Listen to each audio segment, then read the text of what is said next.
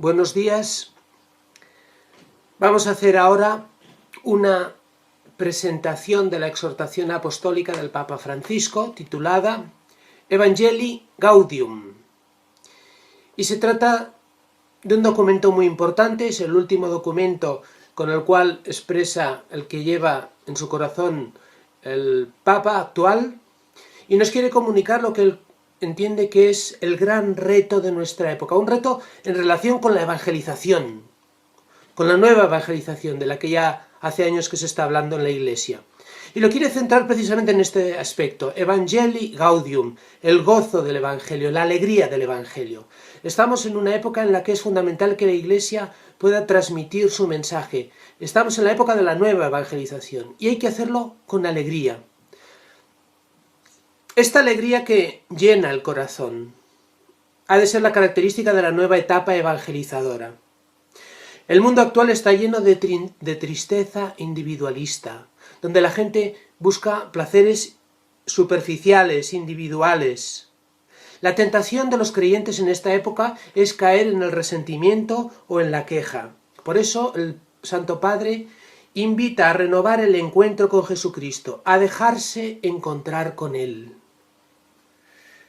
A dejarse encontrar por Él. Y para eso hay que arriesgar, hay que moverse para poder experimentar ese encuentro necesario con el Señor. Dios no se cansa de perdonar, somos nosotros los que nos cansamos de ir hacia Él. Vamos a hacer en esta visión sobre esta exhortación, la exhortación tiene un índice como una pequeña introducción y luego 5 capítulos. Los 5 capítulos se titulan así. El primero, la transformación misionera de la Iglesia. El capítulo segundo, en la crisis del compromiso comunitario. El capítulo tercero, el anuncio del Evangelio. El capítulo cuarto, la dimensión social de la evangelización. Y el capítulo quinto, evangelizadores con espíritu. Vamos a hacer una primera explicación de la primera parte que corresponde a la introducción y a los 2 primeros capítulos. El resto lo dejaríamos para más adelante. Por tanto, nos centramos y continuamos con la introducción en la evangelización y la necesidad que los cristianos tenemos de reencontrar la alegría de la salvación. El Evangelio está lleno de expresiones en las cuales Dios nos llama a la alegría, nos dice que tenemos que encontrar la alegría. Todo el encuentro con el Señor es una experiencia gozosa, alegre, y después Dios nos pide que seamos mensajeros suyos en medio del mundo. Y toda la creación comparte esta experiencia, toda la creación alaba, goza y canta a la alegría del Señor. El Papa también nos dice que los cristianos también tenemos que ser maestros en aprender a vivir la alegría de las pequeñas cosas cotidianas. Los pequeños gestos, los pequeños detalles. Ahí está la alegría de la vida cotidiana también que tenemos que vivir y donde tenemos que gozar y disfrutar de todo lo que Dios nos da. Ya en la Anunciación, el ángel le dice a María, alégrate María. Después encontramos numerosísimas citas a lo largo de todos los evangelios de esa experiencia de alegría. La visita de la prima de María a su prima Isabel es una experiencia de alegría. Después tantas experiencias de encuentro con Jesús, también del resucitado, que los discípulos se alegraron de ver al Señor. Tantas experiencias que podíamos ir enumerando. Por tanto, los cristianos no podemos ser unos cristianos de Cuaresma sin Pascua. Ese es un mensaje importante. No caigamos en la tentación de las excusas, de los reclamos, de las quejas, de vivir en un permanente ambiente de queja, de desánimo, de desilusión. El Papa Francisco dice que él los gozos más bellos y espontáneos que ha experimentado los ha vivido al lado de personas pobres. Ser cristiano es un encuentro con una persona. No se trata de ser cristiano como un conjunto de argumentos o de propósitos éticos que uno se hace para ser mejor, etc. Eso no es la vida cristiana. El centro de la vida cristiana es un encuentro con una persona. Y la persona es Jesucristo. Cuando tú te encuentras con esa persona, recibes una alegría, una experiencia de plenitud. Ese encuentro nos hace salir a la mentalidad cerrada en la que normalmente tendemos a vivir. Ese encuentro nos rescata de la conciencia aislada y autorreferencial que a veces tenemos los cristianos, que siempre estamos mirándolo todo desde el propio punto de vista subjetivo y siempre para nosotros, con nosotros, desde nosotros hacia nosotros. El encuentro con Jesús nos hace salir, nos hace descubrir otra realidad. Esto es el manantial de la evangelización, esta experiencia de encuentro con Jesús resucitado. Y esto es un bien que después necesita comunicarse. El bien por sí mismo siempre tiene que salir de sí, tiene que llevarse a otros, tiene que darse, tiene que regalarse. La tarea evangelizadora es indicar a las personas los mecanismos de su autorrealización. Ese encuentro te lleva a descubrir una plenitud y un camino de plenitud y ofrecerlo a otros también y poder señalar a otros dónde está ese encuentro y ese camino de plenitud. La vida madura de la persona es entregarse. Los evangelizadores no podemos ir con cara de funeral. Hay que recobrar el fervor y la alegría. El centro del mensaje siempre es el amor de Dios manifestado en Cristo muerto y resucitado. Cristo es el Evangelio eterno y de ahí brota una hermosura inagotable que no podemos perder ni olvidar. El encuentro con Jesús, el encuentro con Dios siempre nos renueva.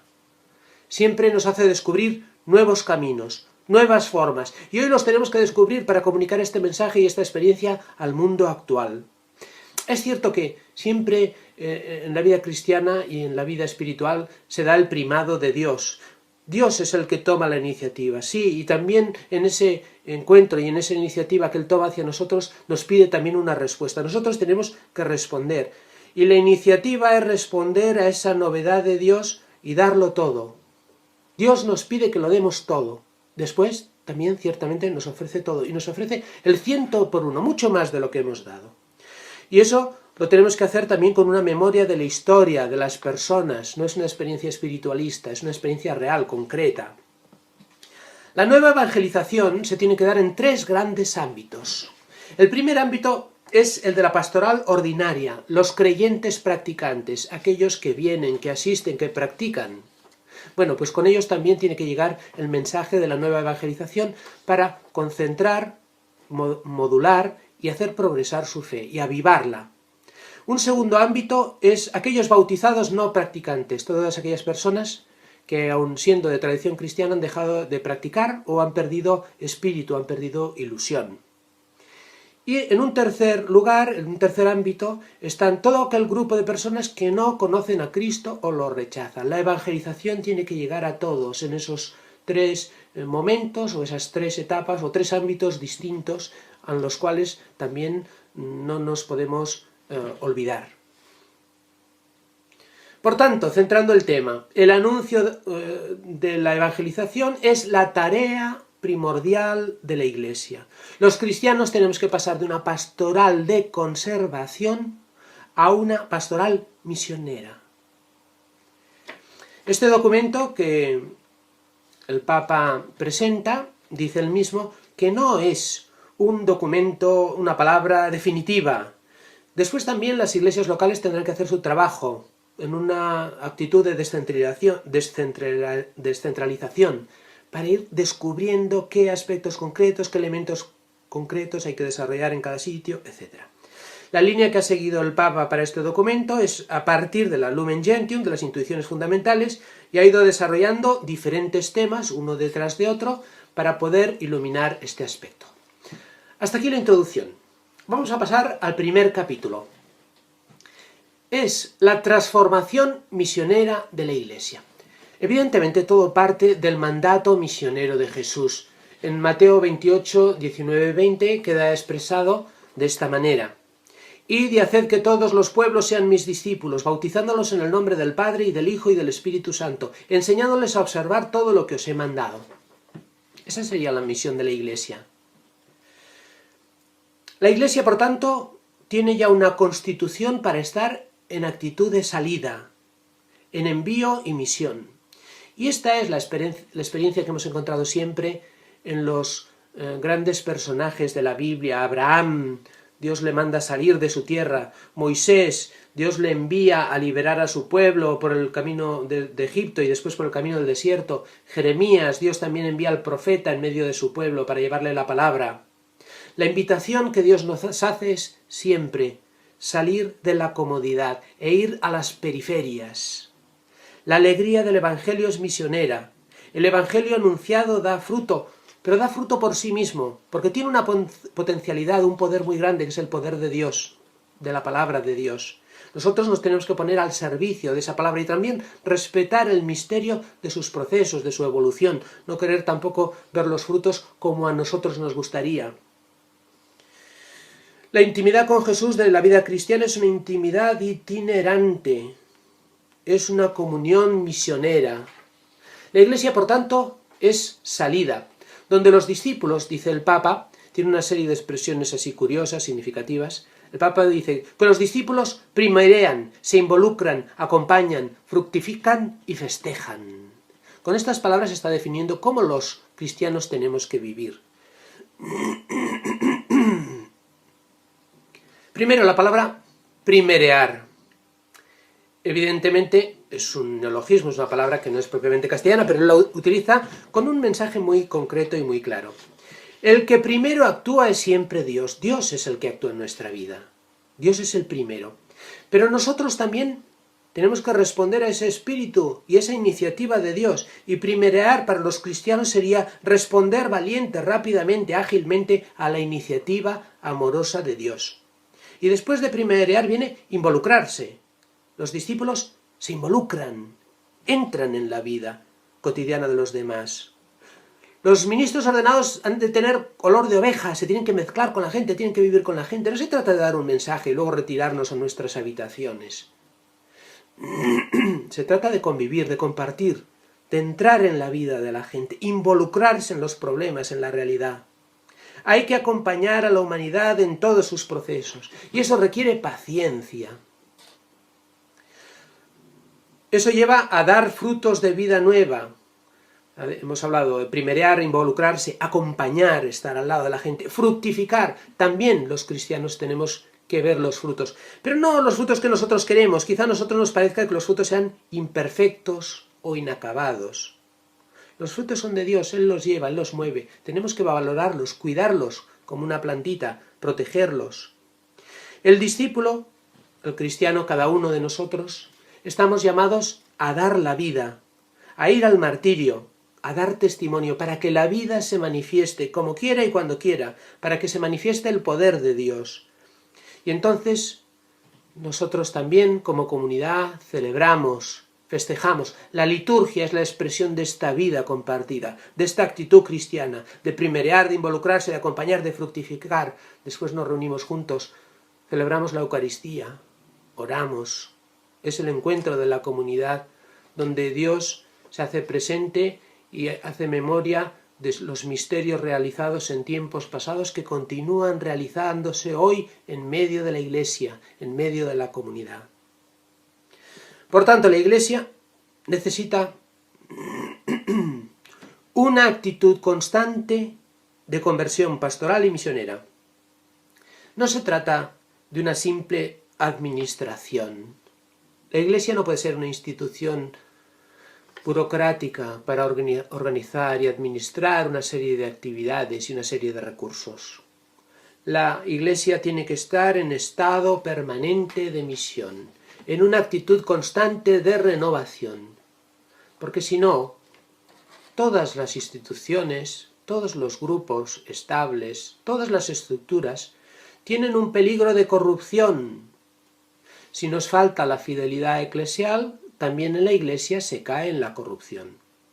Por eso, la opción misionera para la Iglesia significa estar dispuestos a transformarlo todo. Las costumbres, los estilos, los horarios, los lenguajes, las estructuras eclesiales, todo está en función de la misión. Y la parroquia es el lugar ideal, es el lugar donde la palabra de Dios y donde la Iglesia concreta se encuentra con las personas concretas, se encuentra en el territorio, con la gente, con las problemáticas reales de la sociedad y del mundo. La parroquia tiene una gran plasticidad. Hay que andar con mucha atención, hay que vigilar mucho para que no esté separada de la gente. La parroquia es la presencia eclesial en medio del mundo, donde se forman los agentes de evangelización. La parroquia es la comunidad de comunidades. Quizá hasta ahora ha habido poco fruto y quizá los problemas pueden ser la falta de cercanía con la gente, la falta de comunión y de participación, la falta de actitud de misión. También a veces alrededor de las parroquias hay grupos, comunidades, movimientos, que son dones de la Iglesia para evangelizar diversos sectores. Es importante que los diferentes grupos y movimientos no pierdan el contacto con la parroquia, que de este modo están enraizando su propia realidad y su propio carisma en la Iglesia real. Todo, evidentemente, en la Iglesia local, guiados por el obispo, en esta actitud constante de conversión misionera. La Iglesia encarnada, la Iglesia local, tiene que salir a las periferias. En este momento también cada iglesia, cada parroquia, tienen que entrar en un proceso de discernimiento, de purificación, de reforma, de ver todas estas actitudes renovadoras que la Iglesia tiene que vivir, cómo las tenemos que realizar concretamente en nuestra parroquia, en nuestra diócesis. El obispo tiene que fomentar la comunión misionera, siguiendo el modelo de las primeras comunidades de los Hechos de los Apóstoles. Y el obispo a veces tiene que ir delante para guiar. Y el obispo a veces, o muchas veces, tiene que ir en medio para acompañar, para estar con la gente. Y el obispo a veces tiene que ir detrás para escuchar al rebaño, porque el rebaño también tiene su propio olfato misionero y su propio olfato evangélico y su propio discernimiento. Y a veces es el rebaño el que dice y comunica el Espíritu Santo también para la Iglesia. Por tanto, hay que fomentar en la Iglesia los mecanismos de participación y diálogo pastoral. Hay que escuchar a todos para llegar a todos. No solamente hay que escuchar los que dicen lo que nos gusta oír, hay que escuchar a todos. Así es como se busca la llamada y la voz del Espíritu. El Papa dice aquí también una reflexión muy significativa. Bueno, aquello que pido a todos, también lo pido para mí, por eso también tengo que pensar en la conversión del papado.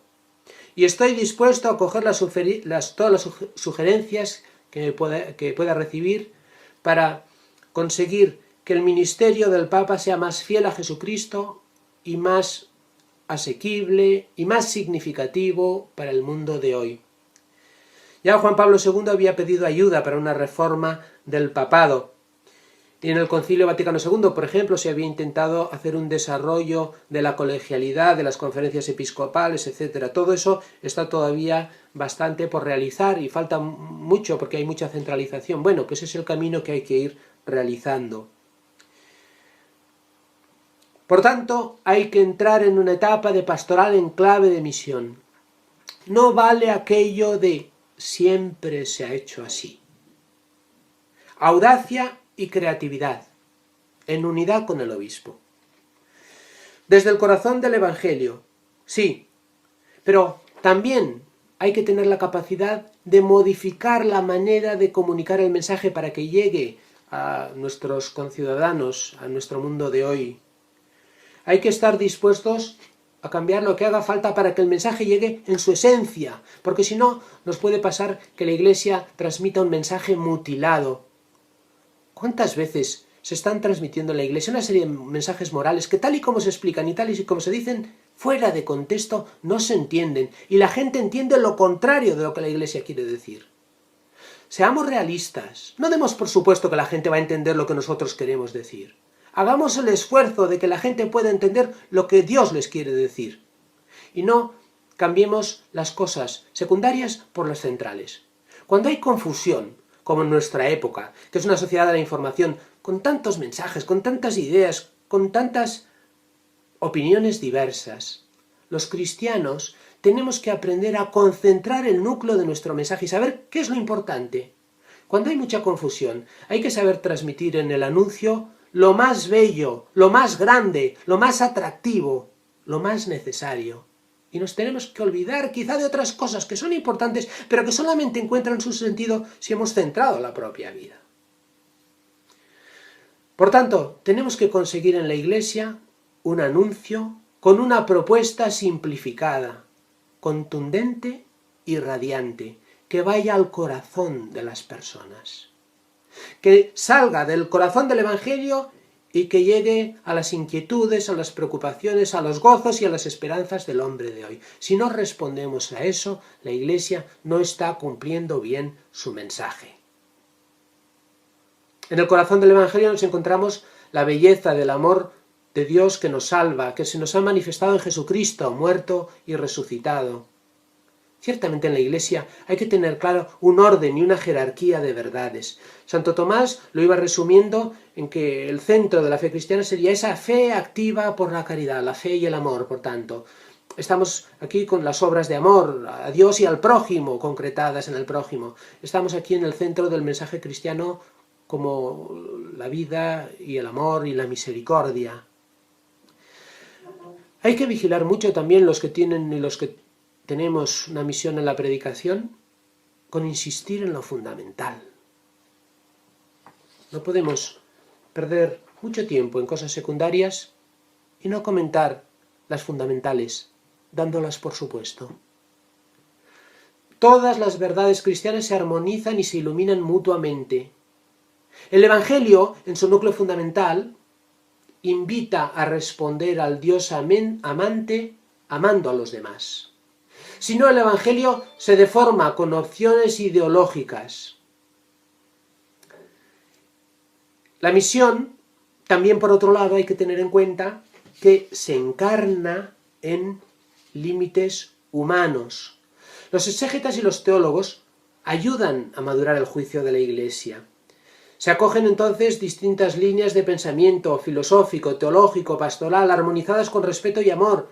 Se está explicitando así el gran tesoro de la Iglesia. Las verdades de siempre se tienen que comunicar con un lenguaje novedoso.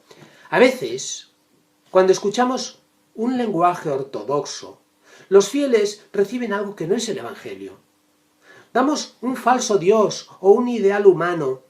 Estamos intentando ser fieles a la formulación doctrinal y literal de los textos, pero lo transmitimos sin sustancia, sin vida. Tenemos que renovar la forma de expresión.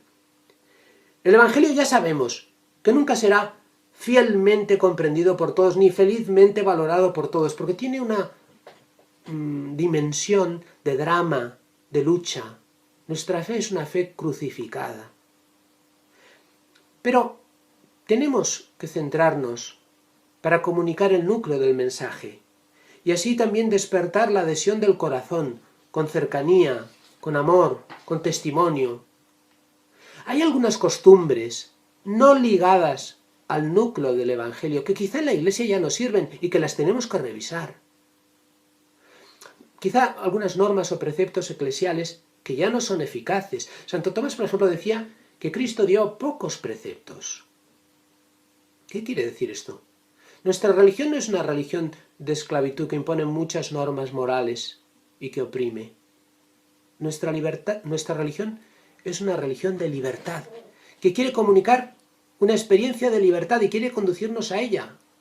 No podemos olvidar este aspecto fundamental del mensaje cristiano. Después hay que tener también una actitud humana y humilde de comprensión con la gente. Hay que acompañar el ideal evangélico con paciencia y misericordia. El confesionario no es una sala de torturas, sino un lugar de acogida y de poder experimentar el amor y la misericordia de Dios. Hay que aceptar los límites de las personas, ciertamente, sin renunciar a la verdad del Evangelio, sin rebajarlo, pero nos tenemos que hacer débiles con los débiles. La Iglesia es una madre que acompaña, una madre de corazón abierto. La Iglesia ha de tener las puertas abiertas, pero tampoco no ir corriendo sin rumbo, sin saber a dónde vamos. Los templos tienen que tener las puertas abiertas. Hay que abrir la comunidad. Hay que acercar el mensaje, los sacramentos a la gente. El bautismo es el sacramento de entrada, de acogida en la nueva familia. La Eucaristía es un alimento para débiles, no es un premio para los más perfectos. No somos controladores de la gracia, sino facilitadores de ella. Todas estas actitudes tienen que incorporarse al dinamismo misionero de la Iglesia. Y hay que privilegiar a los pobres y a los olvidados. Siempre en la Iglesia ha habido un vínculo especial entre la fe y los pobres. Aquí hay una frase muy interesante del Papa Francisco que la voy a recoger íntegra. Dice: yo prefiero una iglesia accidentada, herida y manchada por salir a la calle, antes que una iglesia enferma por el encierro y comodidad de aferrarse a las propias seguridades. No quiero una iglesia preocupada por ser el centro y que termine clausurada en una maraña de obsesiones y procedimientos. Si algo debe inquietarnos santamente y preocupar nuestra conciencia, es que tantos hermanos nuestros vivan sin la fuerza, la luz y el consuelo de la amistad con Jesucristo, sin una comunidad de fe que los contenga, sin un horizonte de sentido y de vida. Nos tiene que preocupar el amor, el llegar a la gente. No tanto no mancharnos, sino no amar. Hemos acabado el capítulo primero. Vamos a pasar ahora al capítulo segundo, que se titula Crisis del compromiso comunitario. Hasta ahora hemos ido expresando la necesidad de esta nueva actitud que la Iglesia tiene que tener. Ahora el Papa va a hacer una reflexión sobre la situación de la Iglesia, sobre los problemas, sobre la falta de compromiso comunitario de la gente. Estamos en un momento que es muy importante tener mucho discernimiento evangélico. Hay que estar abiertos a los signos de los tiempos. Es evidente que estamos en una sociedad y en un mundo actual con grandes avances, con grandes cambios.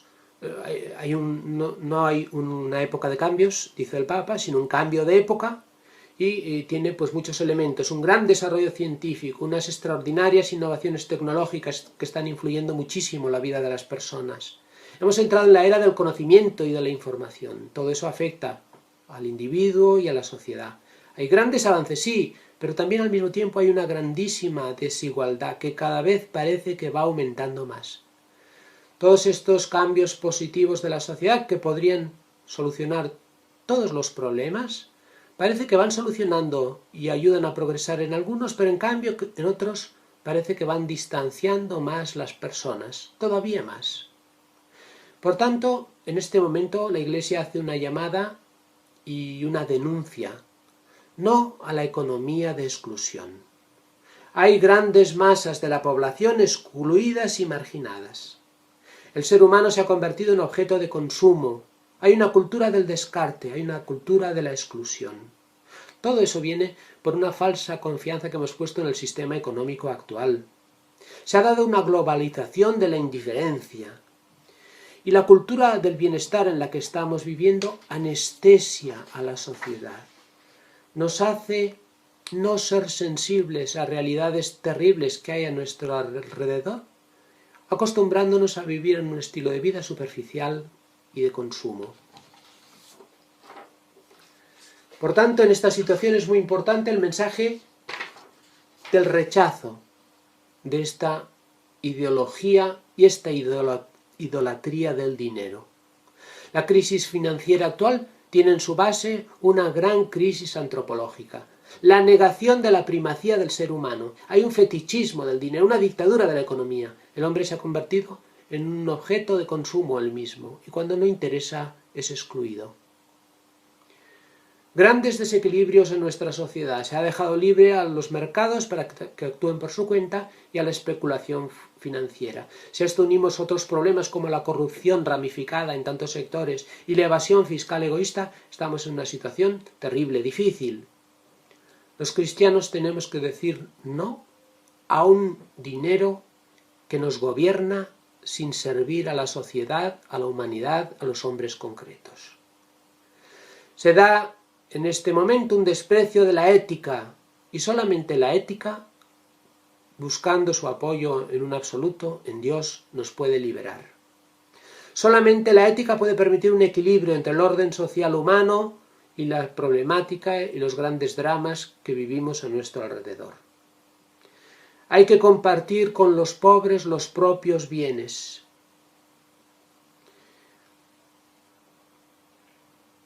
El Papa pone una frase de un sabio de la antigüedad para hacer una reflexión importante.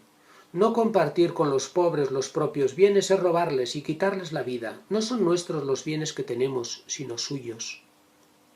Unas palabras muy importantes en un momento como el actual, en el que los ricos son cada vez más ricos y por otro lado cada vez hay más pobres. Por tanto, es necesario que la sociedad, los políticos, todas las personas que tienen responsabilidad y después cada uno desde su casa vea la necesidad de esta reforma interior, de esta reforma personal, y esto tiene que llevar y conducir a una reforma financiera. Hay que vivir una solidaridad desinteresada. Los cristianos tenemos que decir no a la inequidad que genera violencia. No se puede solucionar la violencia si no se solucionan las causas de la violencia. La violencia se erradica solucionando la injusticia que hay en la sociedad. A nuestro alrededor vemos un consumismo desenfrenado, con mucha desequidad, mucha injusticia. Esto provoca conflictos y se quiere solucionar con represión. Y esto provoca nuevos conflictos. Además, la corrupción que nos acecha por todos lados. Evidentemente, todo eso también a nuestro alrededor tenemos otro tipo de realidades que complican aún más la situación, que son desafíos culturales nuevos que hay nuevos ataques a la libertad religiosa. Hoy nunca antes como hoy los cristianos están perseguidos en muchísimos países del mundo. En otras sociedades como la nuestra hay una gran indiferencia relativista y hay una cultura superficial de la apariencia. En esta realidad también la globalización va extendiendo sus criterios, sus conceptos, sus estructuras y no se respetan las raíces culturales de cada pueblo. Los medios de comunicación y el entretenimiento hacen peligrar en muchos lugares valores tradicionales. Aparecen como respuesta a una situación de vacío, de racionalismo secularista que se va extendiendo por todas partes, aparecen como respuesta nuevos movimientos religiosos, pero que a veces no son del todo completos, integrales, son fundamentalistas, son espiritualistas, porque a veces tampoco nuestras estructuras pastorales eclesiales acogen a las personas. Y como efecto de ello la gente tiene que ir a solucionar esa falta de espiritualidad en otros lugares, en otros espacios nuevos, distintos. La secularización reduce la fe y la Iglesia al ámbito de lo privado, de lo íntimo, y entonces estas son las líneas del mundo actual. Negar la trascendencia, la deformación de la ética, no tener una conciencia del pecado, aumento del relativismo. Esto lleva a una preocupante desorientación de los jóvenes, que reciben una imagen y un mensaje de la Iglesia como contrario, como enemigo de la libertad individual. Una sociedad saturada de información que plantea superficialmente cuestiones morales lleva a confundir más las cosas. A pesar de todo, la Iglesia Católica es la institución quizá más creíble en muchísimos aspectos de solidaridad, de ayudas, de trabajo, es mediadora de conflictos. Ciertamente no es tan aceptada en otros ámbitos. Hay que tener en cuenta también que la misma familia está en una situación de crisis cultural muy profunda. El gran individualismo posmoderno globalizado se va extendiendo por todas partes. Bueno, pues precisamente la Iglesia, en medio de esta realidad, tiene que ser un núcleo de una novedad y de una experiencia. Tiene que transmitir una acción pastoral abierta para hacer experiencia de comunión en este mundo dividido. Tiene que colaborar con otros para construir el desarrollo, la paz, la solidaridad. Están a nuestro alrededor los desafíos de la inculturación de la fe. El gran sustrato cristiano lo encontramos a nuestro alrededor en nuestras sociedades, incluso secularizadas, pero hay muchos resabios, muchos elementos, muchas raíces culturales que se han, situado en la sociedad como valores, como actitudes, como gestos. Todo eso la Iglesia lo tiene que aprovechar. Aprovechemos la cultura que ya está marcada por la fe. Aprovechemos los valores de la cultura popular evangelizada. También hay que dar pasos nuevos, hay que dar la iniciativa y el impulso para evangelizar en las culturas. Hay que fortalecer lo que hay, pero también hay que procurar nuevos procesos. La cultura necesita un proceso de purificación y de maduración. Hay que tener cuidado con las falsas devociones o piedades que no se centran en la realidad, que son los sentimentales o espiritualistas. Hay que tener también en cuenta que estamos en una situación de ruptura de la transmisión generacional en el seno de las familias y en el seno de las sociedades.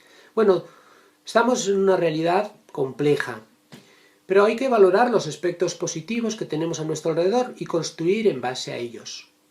Estamos también en una época de desafío de culturas urbanas. No podemos olvidar que la experiencia cristiana es, en el fondo, en un sentido espiritual, una gran peregrinación hacia la Jerusalén celestial. Y la Jerusalén es una ciudad santa.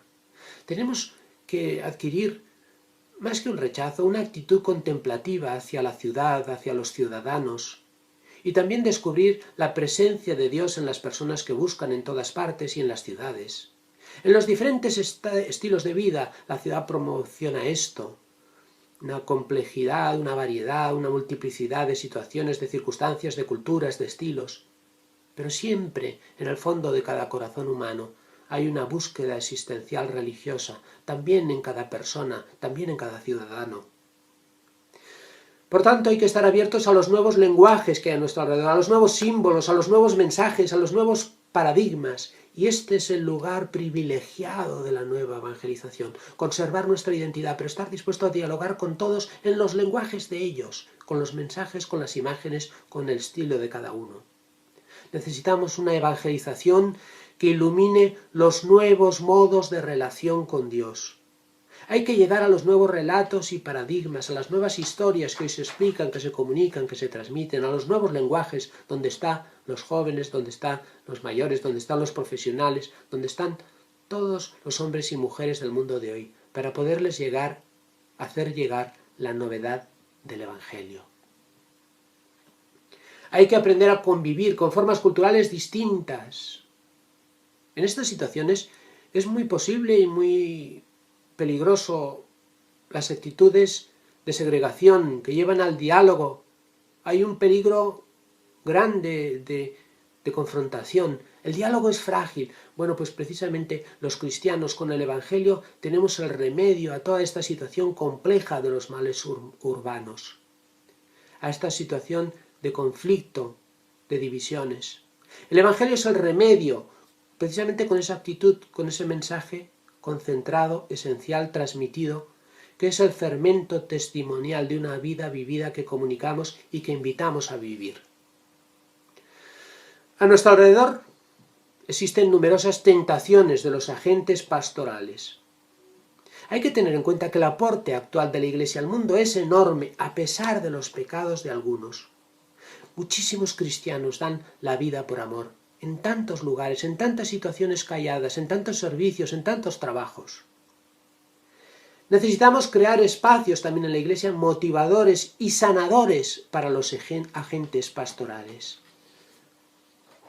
Este es también uno de los grandes desafíos de la espiritualidad misionera actual. Con otros, también hoy los agentes pastorales se observa una exacerbada preocupación por la autonomía personal, por la distensión. Y eso es también motivado por la influencia ambiental y social, porque hay una acentuación del individualismo, hay una crisis de identidad, hay una caída del fervor. Entonces parece que necesitamos resguardar nuestros espacios para descansar, espacios individuales, donde no se entre nadie. Eso también suele ir acompañado a veces de actitudes de desencanto y un cierto complejo de inferioridad. Se debilita así en los agentes pastorales la entrega y la alegría. Y se entra sin darnos cuenta en un peligroso relativismo. En el fondo, nos vamos acostumbrando a lo que pasa en nuestra sociedad y los mismos cristianos entramos en esta dinámica. Actuar como si Dios no existiera. o incluso entrar en un estilo de vida de seguridades humanas. Por ejemplo, os leo otra frase de la exhortación. Llama la atención que aun quienes aparentemente poseen sólidas convicciones doctrinales y espirituales, suelen caer en un estilo de vida que los lleva a aferrarse a seguridades económicas o a espacios de poder y de gloria humana que se procuran por cualquier medio, en lugar de dar la vida por los demás en la misión. No nos dejemos robar el entusiasmo misionero.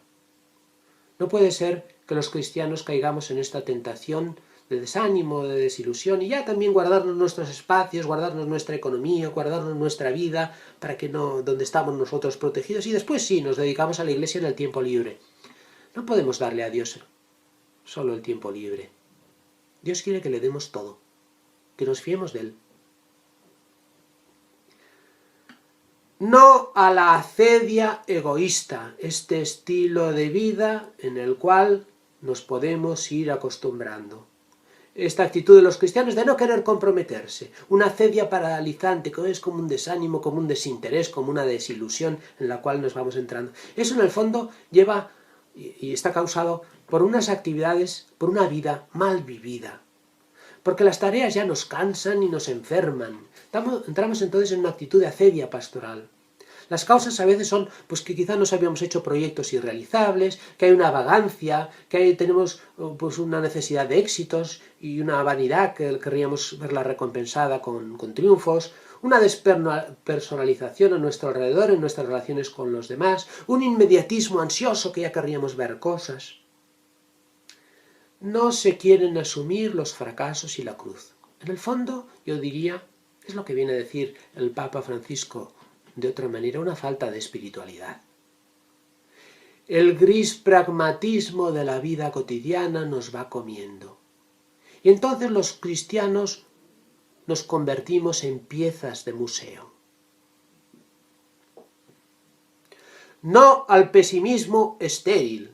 Nadie puede quitarnos la alegría del Evangelio. La mirada creyente sabe reconocer en medio de los signos pobres de la realidad y de la vida la presencia del Espíritu Santo, la luz del Espíritu Santo en medio de la oscuridad. No a los profetas de calamidades, ya lo decía Juan 23 y hay que repetirlo hoy.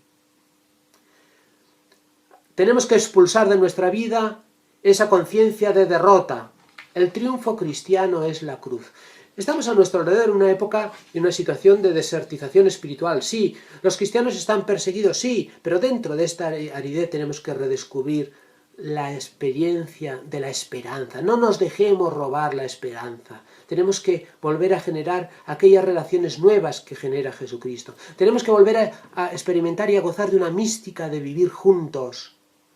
La vida fraterna es sanadora, es liberadora, es esperanzadora. En ella encontramos la presencia viva de Dios que nos ilumina, que nos salva, que nos hace gozar. Ciertamente que también nos purifica y nos hace también convivir y perder nuestras dificultades. Pero eso es un camino y un proceso propio de salir de nosotros mismos para unirnos a los otros, de no encerrarnos en nosotros mismos. Es una purificación regeneradora para un mayor bien, para un mayor gozo, para una mayor alegría. El Evangelio reclama de nosotros asumir un riesgo, el riesgo del encuentro personal, la presencia física que interpela. La verdadera fe en el Hijo de Dios hecho carne es inseparable del don de sí, de la pertenencia a una comunidad, de la actitud de servicio, de la vida común, fraterna, de la reconciliación.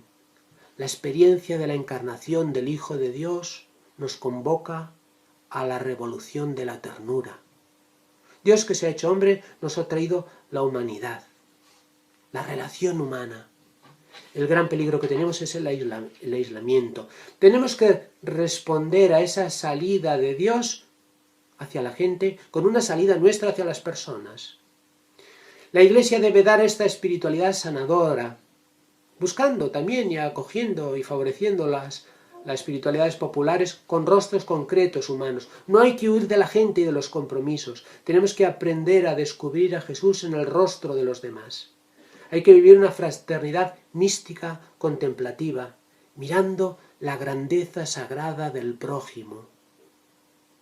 A veces tenemos que soportar al prójimo, sí, pero también hay que aprender a ver esa grandeza sagrada, esa presencia de Dios en él, que es la que ilumina, que es la que nos hace también crecer, madurar, gozar, vivir contentos y felices. No dejemos robar la comunidad, no a la mundanidad espiritual escondida en apariencias de religión. A veces, bajo formas de amor a la Iglesia, se esconden los propios intereses. Y eso es una peligrosa corrupción espiritual en el seno de la Iglesia. Hay dos maneras, dice el Papa, de esta mundanidad espiritual en la Iglesia. Una que es una fascinación por el gnosticismo, una fe encerrada en la propia subjetividad. Es lo que yo pienso, lo que yo siento en mi relación con Dios, es mis criterios, mis normas, mis conceptos, en los cuales yo ya me refugio. Y por otro lado, aparte de esa fe encerrada en el subjetivismo, hay una, dice el Papa, hay un neopelagianismo autorreferencial y prometeico. Personas cumplidoras de normas que se sienten capaces de juzgar y de criticar a otras, escudadas en su seguridad doctrinal o disciplinaria, pero se convierte en el fondo en un elitismo narcisista y autoritario. En ambos casos, en ambas tentaciones de mundanidad espiritual, en el fondo no importa Jesucristo ni importan los hermanos, solamente nos importa a nosotros mismos, ya sea para estar bien o para salvarnos nosotros. No ese es el mensaje cristiano. Los cristianos nos salvamos juntos, con los demás. Y primero los demás, y después, seguro, que me voy a salvar yo con ellos. La pretensión que a veces se da en el seno de la Iglesia de dominar el espacio de la Iglesia, a veces con un cuidado ostentoso de la liturgia, como un buscar la doctrina y el prestigio, pero sin realmente preocuparnos de que se viva un evangelio encarnado en las personas. La Iglesia se convierte así en una pieza de museo. O tenemos una vanagloria de los frutos, de las cosas que la Iglesia hace bien, o una actitud funcionarial. Todas estas actitudes son mundanidad espiritual en el seno de la Iglesia, con formas muy diversas, pero en el fondo no llevan el sello del crucificado. Llevan a grupos elitistas alejados de la realidad. A veces los cristianos parece que preferimos ser generales derrotados antes que simples soldados de un escuadrón que sigue luchando. Se trata de una iglesia mundana, con ropajes ya sean espirituales o pastorales. El abriaqueísmo vanidoso de algunas personas. Habría que hacer esto, habría que hacer lo otro. Todos sabemos lo que habría que hacer, pero lo que importa no es que sepamos lo que habría que hacer. Lo que importa es que lo hagamos nosotros, que lo hagas tú, que lo haga yo. De esta manera, la iglesia es iglesia y lleva su luz al mundo. Si no, nos miramos al espejo, nos contemplamos. Se rechaza a veces con estas actitudes las profecías de los hermanos que ya están en la Iglesia. Se descalifica todo lo que a nosotros, que nos creemos representantes de la Iglesia, nos cuestiona y nos purifica. Hay en la Iglesia una peligrosísima corrupción con apariencia de bien, que tenemos que evitar con una actitud de conversión constante. Que la Iglesia salga de sí, que vaya hacia los pobres, que busque el aire puro del Espíritu Santo. No a la guerra entre nosotros, no a las divisiones entre cristianos, a las divisiones entre grupos. En un mundo dividido, los cristianos han de dar un testimonio de comunión fraterna. Reconocerán a los discípulos de Jesús por el amor. Juan 13:35. Por el amor que os tenéis, os reconoceré que sois discípulos míos. Y reconocerán a los discípulos por la unidad. Juan 17:21. Que sean uno en nosotros para que el mundo crea, que los cristianos vivan unidos. Cuidado con la envidia. No a las divisiones, no a las calumnias, no a las difamaciones. Dejemos las cazas de brujas. La ley del amor. Hay que actuar con el amor que Jesús nos ha dado. Hay que rezar por aquellos que nos irritan. Tenemos que perdonar, reconciliarnos. Y estos son los grandes desafíos que tenemos a nuestro alrededor. Tenemos a nuestro alrededor una gran importancia del laicado que hay que valorar, hay que formar los laicos, hay que evangelizar los nuevos ambientes, a los profesionales, a los intelectuales, hay que ampliar la presencia femenina de la mujer en la Iglesia, que es fundamental, que tiene que encontrar su lugar y que tiene que ayudar también desde su genio femenino a renovar la Iglesia con todos estos elementos que estamos diciendo. El sacerdocio masculino es masculino, eso no se cuestiona, pero no se trata de un poder, no se trata de una superioridad, eso deformaría la Iglesia. Es una función ordenada a la santidad del cuerpo místico, es un servicio, es una actitud humilde y generosa, vinculada a la Eucaristía. La mujer, al lado del hombre, tiene que encontrar su lugar, un papel hoy fundamental. La pastoral juvenil también es importante, hay que renovarla. Hay una dificultad para sintonizar con los jóvenes. Bueno, pues es importante que toda la comunidad se implique y que los jóvenes también adquieran un protagonismo mayor en la Iglesia. Ciertamente escasean sacerdotes, pero escasean sacerdotes porque faltan comunidades vivas. La vida fraterna de la comunidad suscita vocaciones. En eso nos tenemos que centrar. Y después hay que seleccionar los candidatos al sacerdocio, no acoger a todos, porque haya pocos. Intentemos leer los signos de los tiempos. Escuchemos en nuestras comunidades. A los jóvenes y a los ancianos también, particularmente, porque los ancianos son memoria de la comunidad y sabiduría de la comunidad. Y los jóvenes pueden aportar una nueva esperanza, son la esperanza. Seamos realistas, sí, pero no perdamos la alegría, la audacia, la entrega esperanzada. Continuará.